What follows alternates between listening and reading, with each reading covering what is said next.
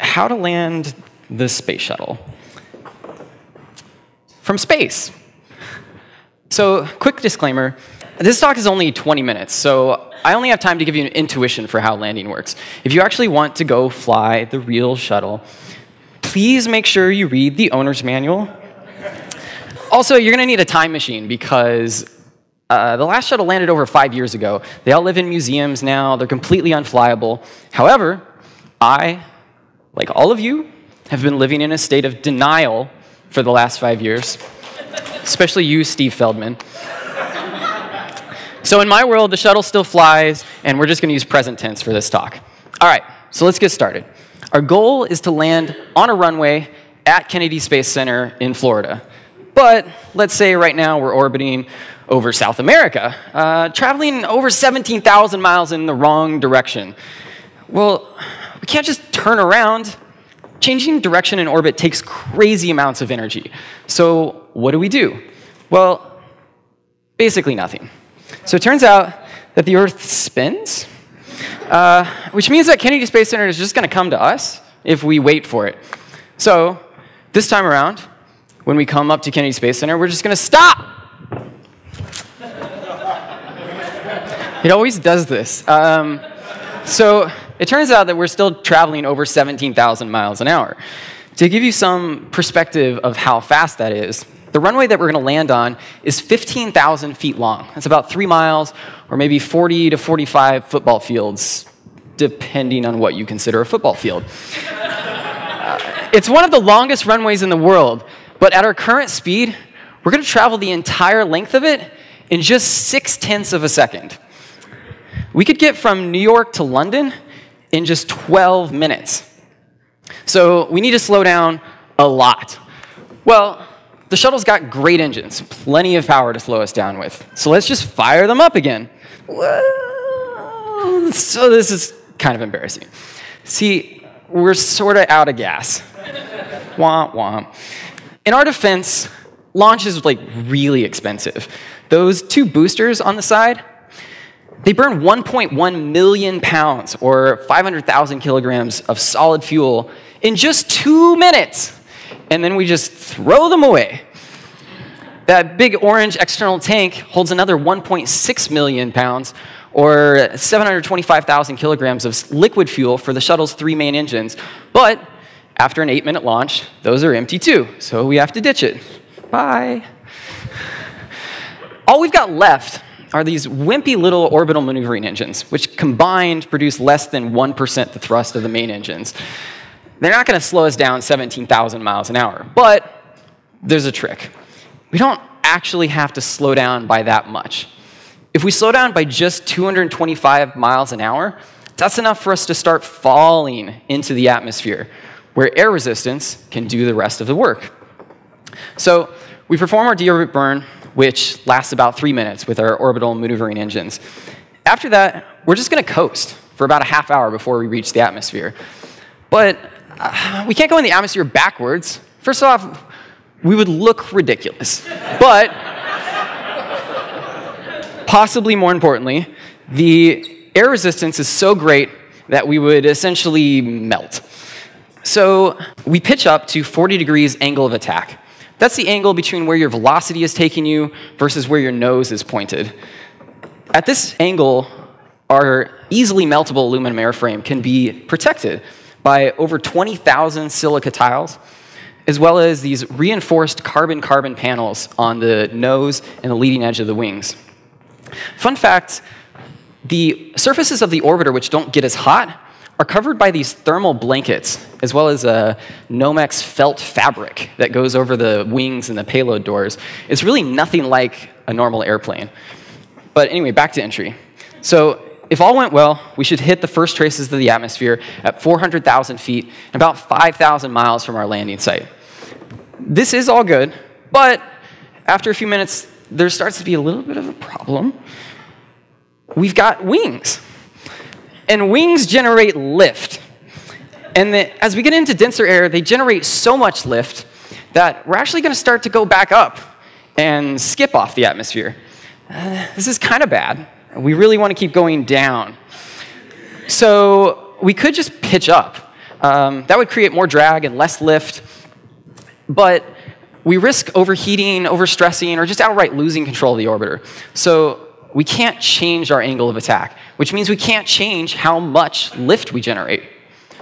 However, we can change which way it points. It doesn't have to point up. If we roll to the right or left, we can point our lift sideways instead of up. Well, this will effectively let us control how fast we're descending. With a steeper bank angle, we're going to generate less upward lift, so we're going to descend faster. Conversely, with a shallow bank angle, we're going to generate more upward lift, so we're not going to fall as fast. But that brings up an interesting question of how fast do we want to descend?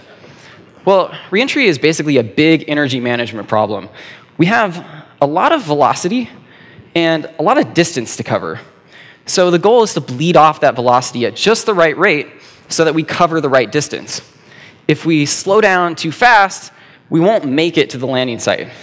And if we don't slow down fast enough, we'll shoot right past the Kennedy Space Center and crash out in the Atlantic Ocean, which is also bad. So in order to control descent, we figured out that we just need to change our bank angle. But how do we control deceleration, how fast we're slowing down? Well, remember that the whole reason we're slowing down in the first place is because we're running into the air. So if we want to slow down faster, what we really need is more air. And where is there more air? Well, lower in the atmosphere. The atmosphere gets denser as you go down. So in a sense, we kind of already did figure out the right tools to control deceleration, because if we bank heavier, that means we're going to descend faster, as we already know. So we're going to reach thick air faster, and the thick air is going to help us slow down faster. Conversely, if we bank shallower, then we're not going to descend as fast. So we're going to stay in the thin air longer, which means we're not going to slow down as fast. So there's just one last problem. We're kind of starting to turn. This bank angle thing isn't working out as well as we originally hoped. So NASA goes to its engineers and says, this is a really big problem. We can't just land in Panama. And the engineers say, we'll just turn the other way. This isn't rocket science. Why are you wasting our time, Steve? So, granted, this creates kind of this weavy S-turn reentry path, but it works. So before we go any further, let's review what we just learned. So we start with our deorbit burn, and that lasts for about 3 minutes. After that, we coast towards the atmosphere, and while we do that, we pitch up to the 40 degrees angle of attack so our heat shield can protect us. Once we get into the atmosphere, we control everything with bank angle. If it looks like we're going to overshoot the runway, then we bank heavier so that we slow down faster. And if it looks like we're going to not make it, then we bank less so we don't slow down as fast. And also, every time we get turned too far away from our target, we just turn the other way in this series of what's called roll reversals.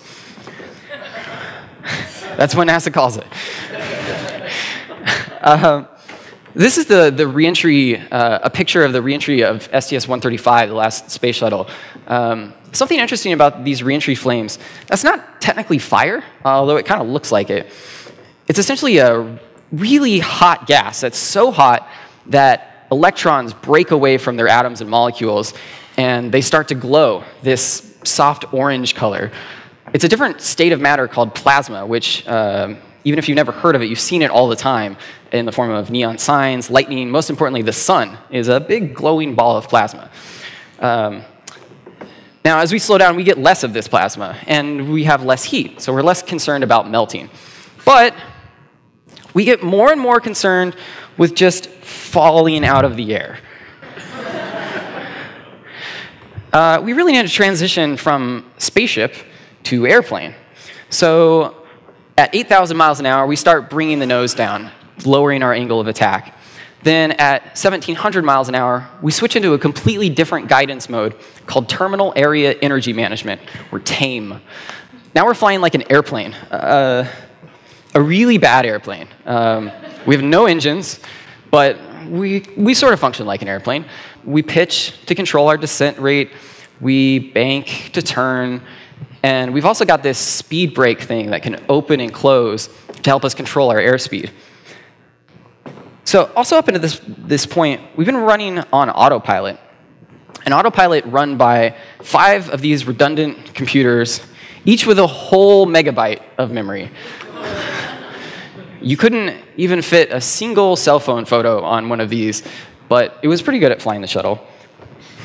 But as we get towards the runway, the commander takes over manual flying. And this mode is called CSS, for Control 6 Steering, not cascading style sheets. Granted, the shuttle is fly-by-wire, which actually means that the computers run everything all the time. Even in CSS, it's really just the computer pretending to let the humans fly, just like normal life. Side note, no shuttle pilot wants to be called a co-pilot. That's just insulting. So in the left seat, we've got the commander, who does the flying. And in the right seat, we've got the pilot, not flying. I'm not totally convinced that NASA doesn't just do this to confuse the media, because it works really well. But back to Tame. So Tame actually flies us past the runway center line and then around this imaginary spiral called the heading alignment cone. If all goes well, we should be lined up with the runway and on glide slope by 10,000 feet in altitude. Of course, if we were a typical airliner, on glide slope would mean a 3-degree descent path flown at about 160 miles an hour with a descent rate of about 750 feet per minute. But that's not going to work for us. The shuttle has stubby little wings and a big, fat, round nose. It's affectionately referred to as a flying brick. NASA astronauts train in a modified Gulfstream II jet, which in order to simulate how unaerodynamic the shuttle is, flies with its landing gear down and its engines in reverse. So we're going to need a bit more brick-friendly glide slope of 20 degrees, flown at 345 miles an hour, with a descent rate over 10,000 feet per minute. To give you some context of how fast a descent rate that is, 10,000 feet per minute is about 120 miles an hour. That's terminal velocity for a skydiver in free fall. Now, obviously, we can't land like that. So at 2,000 feet, we start pitching up to bring the nose up in what's called a pre-flare maneuver. This trades the energy that we have in the form of airspeed in exchange for slowing our crazy descent rate. The landing gear comes down at 300 feet. We wait until this last minute because the gear creates a lot of drag, and once lowered in flight, it can't be raised again. We cross the runway at just 26 feet, airspeed bleeding off like crazy. We touch down at 225 miles an hour. The drag chute is deployed. The nose gear is gradually lowered down.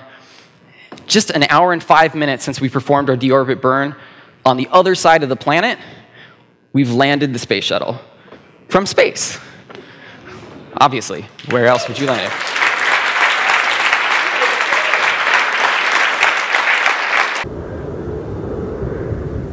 Main gear touchdown.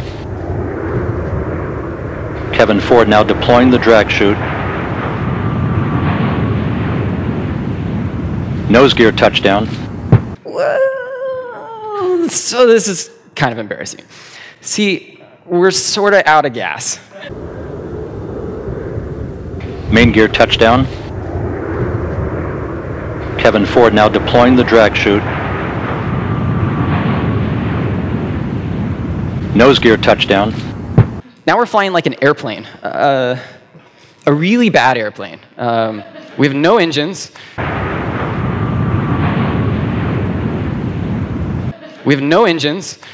And covered some 5.7 million miles. Isn't that a beautiful shot as the shuttle streaks back to Earth? We have no engines.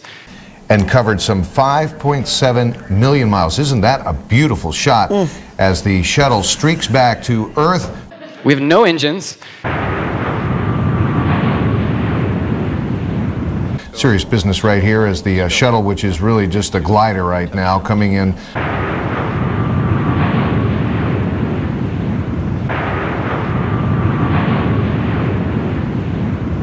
We have no engines.